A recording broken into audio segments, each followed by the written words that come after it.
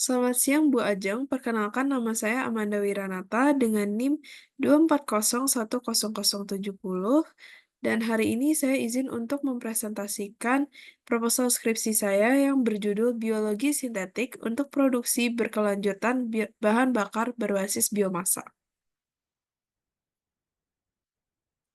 Proposal skripsi saya diawali dengan latar belakang, yaitu bioteknologi yang mencakup biologi sintesis adalah bidang yang dapat membantu kemajuan berkelanjutan, termasuk dalam produksi bahan bakar berkelanjutan.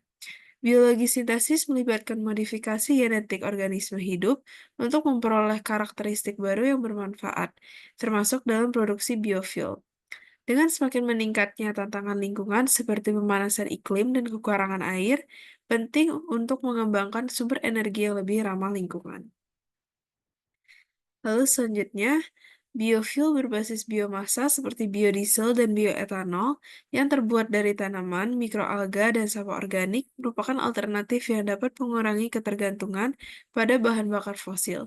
Namun, produksi biofuel generasi pertama memerlukan penggunaan sumber pangan yang besar, sehingga memunculkan kebutuhan untuk mencari solusi yang lebih efisien melalui biologi sintesis.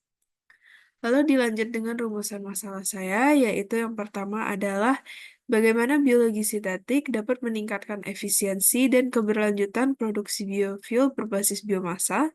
Lalu yang kedua adalah mikroorganisme hasil rekayasa genetika apa yang berpotensi digunakan dalam produksi biofuel. Lalu yang ketiga adalah apa tantangan teknis dalam produksi biofuel berbasis biologi sintetik dan solusi yang dapat diusulkan. Lalu yang terakhir adalah apa dampak lingkungan dan ekonomi dari penerapan biofuel berbasis biologi sintetik. Lalu dilanjut dengan batasan masalah saya, yaitu penelitian ini akan fokus pada penggunaan mikroorganisme hasil rekayasa genetika seperti bakteri, ragi, dan mikroalga untuk meningkatkan efisiensi dan keberlanjutan produksi biofuel berbasis biomasa. Fokus utama adalah pada rekayasa metabolik dan pengembangan jalur biosintetik untuk menghasilkan biofuel dengan efisiensi yang lebih tinggi. Penelitian ini tidak akan mencakup kajian ekonomi secara rinci atau dampak sosial dari implementasi biofuel. Lalu dilanjut dengan tujuan penelitian saya, yaitu yang pertama adalah untuk mengidentifikasi potensi biologi sintetik dalam meningkatkan efisiensi dan keberlanjutan produksi biofuel berbasis biomasa. Lalu yang kedua adalah mengeksplorasi peran mikroorganisme hasil rekayasa genetika dalam produksi biofuel. Lalu yang ketiga adalah mengkaji tantangan teknis dalam produksi biofuel berbasis biologi sintetik dan solusi yang dapat diusulkan. Lalu yang keempat adalah menganalisis dampak lingkungan dan ekonomi dari penerapan biofuel berbasis biologi sintetik. Lalu dilanjut dengan manfaat penelitian saya, yaitu dibagi dua menjadi manfaat akademik dan manfaat praktis. Untuk manfaat akademik, penelitian ini dapat memperkaya literatur mengenai biologi sintetik dalam dan rekayasa genetika dalam produksi biofuel. Ini juga dapat memperluas pemahaman tentang teknik baru dalam rekayasa mikroorganisme untuk produksi energi terbarukan yang lebih efisien. Lalu untuk manfaat praktis, yaitu penelitian ini memberikan solusi inovatif untuk meningkatkan efisiensi produksi biofuel dan dapat membantu industri dalam mengoptimalkan penggunaan limbah biologis sebagai bahan baku biofuel. Selain itu, penelitian ini dapat mendukung pengembangan regulasi yang mendukung pengembangan biofuel berbasis biologi sintetik. Lalu dilanjut dengan metodologi penelitian saya, yaitu penelitian ini menggunakan pendekatan deskriptif yang menggabungkan metode kualitatif dan kuantitatif.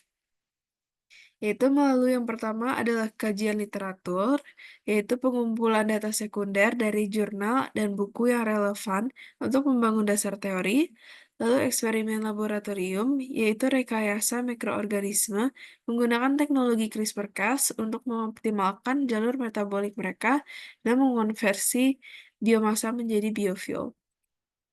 Lalu, menggunakan analisis metabolisme, yaitu menganalisis efisiensi metabolisme mikroorganisme dalam produksi biofuel menggunakan perangkat lunak biologi sistem.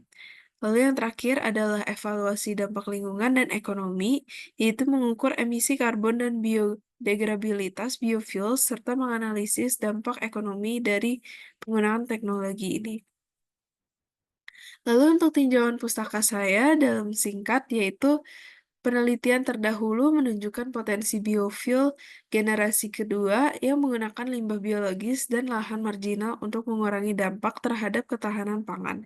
Biologi sintetik memungkinkan rekayasa mikroorganisme untuk meningkatkan efisiensi produksi biofuel.